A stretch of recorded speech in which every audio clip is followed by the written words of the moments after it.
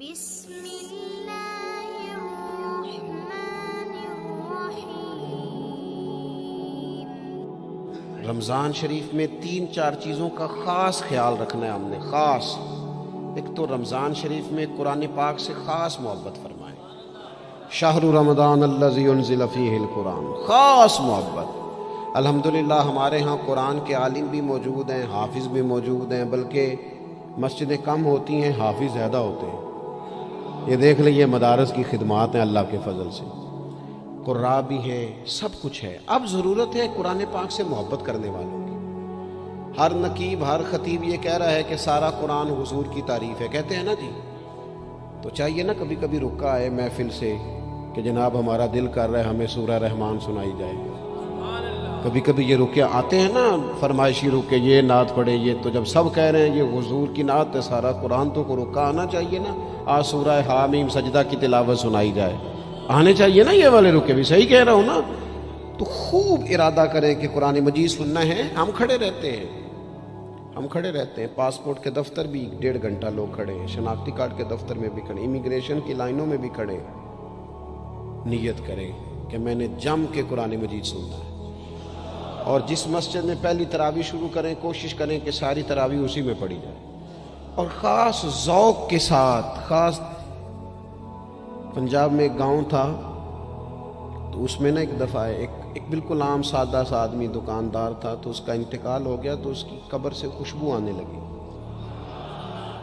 تو اگر پیر صاحب ہوتے پھر تو بچوں کی موج لگ جاتی، کیا بات ہے بھئی، اتنی کرامت۔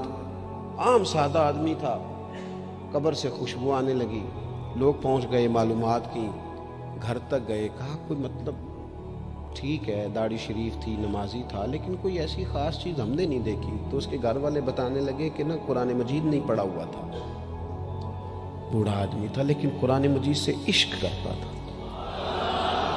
کئی گھنٹے قرآن مجید کو وضو کر کے اپنے پاس رکھتا اور پھر انگلیاں چلاتا اور کہتا میرے مالک نے میرے لیے جو بھی فرمایا ہے حق اور سچ ہی فرمایا۔ اسے چومتا، پیار کرتا۔ اللہ نے یہ اعزاز دیا کہ اگر انتقال ہوا تو قبر کی مٹی سے بھی خوشبو آنی شروع ہو گئی۔ خدا را قرآن پاک سے پیار کریں، خوب ذوق بنائیں کہ ہم نے قرآن مجید کو سننا ہے۔ دوسری میری گزارش یہ ہے آپ حضرات سے کہ سحری میں اٹھنا تو ہے ہی، سودا لینے کے لیے بھی جانا ہے، ہمارے ہاں دہی دودھ کے لیے بھی لوگ صبح صبح جاتے ہیں، تو ایسا نہ کریں کہ تھوڑا 10 منٹ اور جلدی اٹھ جائیں اور پورا رمضان تہجد کی نماز پڑھیں۔ بڑی پسند ہے نبی کریم کو تہجد کی نماز۔ صبح اگر 2 رکعتیں نصیب ہو جائیں تو نبی کریم علیہ السلام نے فرمایا جب جوان آدمی تہجد کے لیے کھڑا ہوتا ہے تو اللہ فرشتوں کے سامنے فخر فرماتا ہے۔ یہ ضرور عادت بنائیں، صبح جن لوگوں کو چند نفل نصیب ہو جائیں اور پھر وہ دعا مانگیں، ایک تو رمضان پھر تہجد کا ٹائم، اس ذوق بنا۔ اور تیسری گزارش میری یہ ہے، غریب آدمی جو ہوتا ہے وہ سمجھدار نہیں ہوتا، چونکہ عقل مند ہونے کے لیے تو پیسے ہونا بھی تو ضروری ہے نا۔ میں نے دیکھا ہے کہ بالکل ان پڑھ آدمی ہو لیکن سیٹھ ہو نا، تو بڑے بڑے سیانے لوگوں کو نصیحتیں کر رہا ہوتا ہے اور اس کی سنی بھی جا رہی ہوتی۔ میری غربت نے کیا مجھ کو زمانے میں بدنام، تیری دولت نے تیرے عیب چھپا رکھے۔ یہ نا غریب آدمی، اگر سیانے ہوتے تو وہ بھی مالدار نہ ہوتے، یہ نہیں سمجھدار ہوتے، یہ بیچارے کمزور ہی اس لیے رہ جاتے ہیں کہ ان کو چالاکیاں، تیزیاں الا ماشاءاللہ نہیں آتی۔ تو کئی دفعہ غریب تکلیف بھی دیتا ہے، جب آپ کچھ بانٹنے لگتے ہیں، جب کچھ آپ دینے لگتے ہیں تو کچھ چیزیں محسوس بھی ہوتی ہیں۔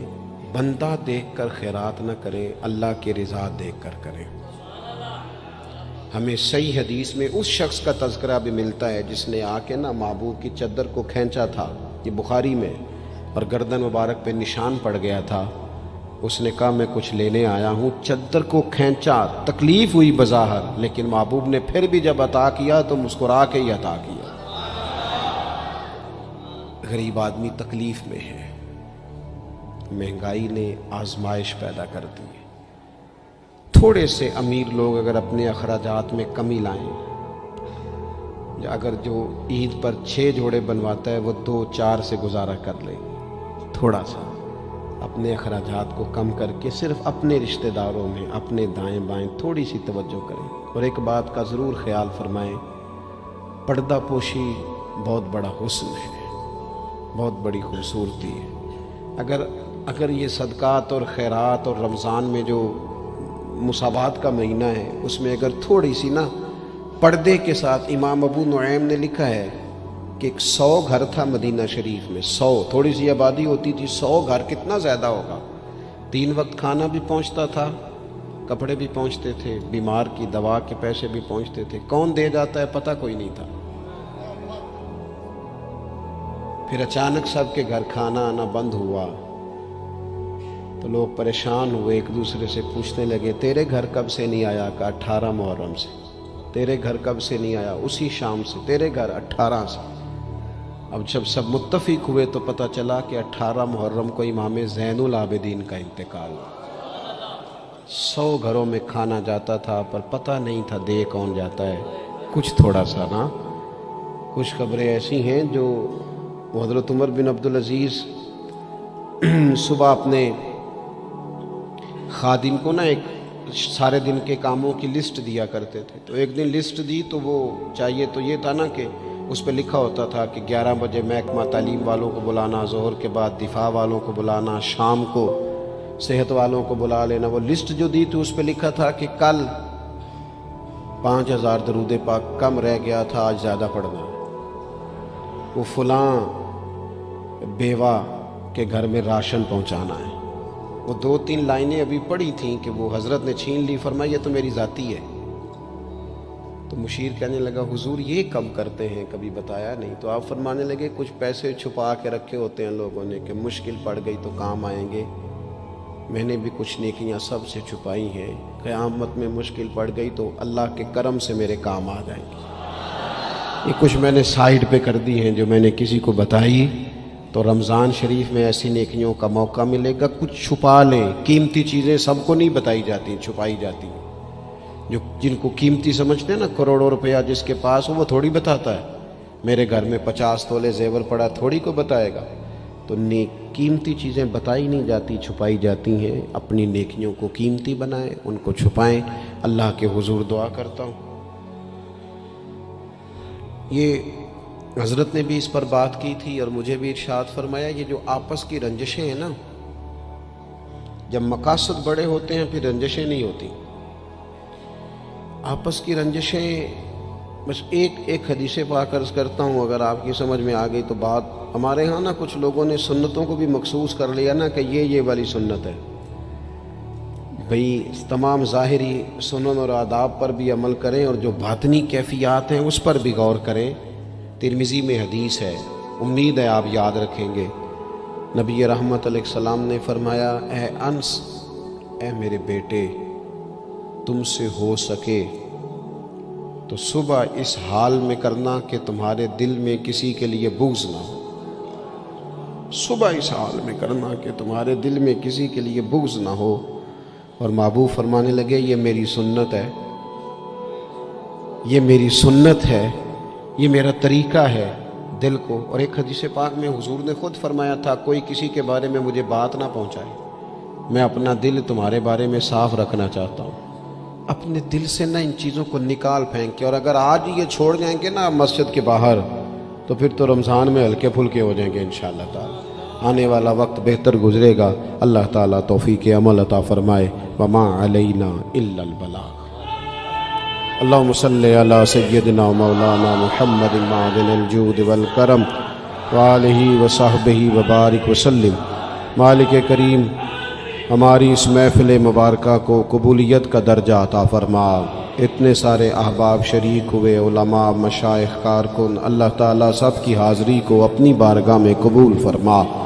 ہمارے گناہوں کو معاف فرما، ہماری غلطیوں سے درگزر فرما. علم نافع، عمل صالح کی توفیق عطا فرما. مالک کریم سجدوں کا ذوق، عبادتوں کا شوق، تلاوتوں کی لذت عطا فرما. اے اللہ خیر کرنے اور خیر پھیلانے کا ذریعہ بننے کی توفیق عطا فرما. ہم سب کو شر سے محفوظ فرما. اے اللہ دلوں کے قبلے، سوچوں کے زاویے درست فرما. دروازہ رسول صلی اللہ تعالی علیہ وسلم کی غلامی اور گدائی عطا فرما، بیماروں کو شفا عطا فرما، مقروضوں کو قرض کے بوجھ سے رہائی نصیب فرما، جو تنگ دست ہیں ان کے رزق میں وسعت فرما، امت کے حق میں رحمت والے فیصلے فرما، عالم اسلام پر اپنا خاص فضل و احسان فرما، پاکستان میں نظام مصطفیٰ صلی اللہ تعالی علیہ وسلم کے سویرے کو طلوع فرما، قرب و جوار سے دور دراز سے جتنے احباب آئے قدم قدم برکتیں عطا فرما، جس خوبصورتی کے ساتھ یہ اہتمام کیا گیا، اہتمام کرنے والوں کی کاوش کو اپنی بارگاہ میں قبول فرما، ہمارا خاتمہ بالخیر بالایمان فرما۔ دنیا علامہ اسرار صاحب علیل ہیں، مالک کریم شفا عطا فرما، تمام بیماروں کو شفا عطا فرما، دنیا اور آخرت میں ہماری پردہ پوشی فرما۔ اللہم انا نسألک العفو والعافیۃ فی الدین والدنیا والآخرہ، رب اغفر وارحم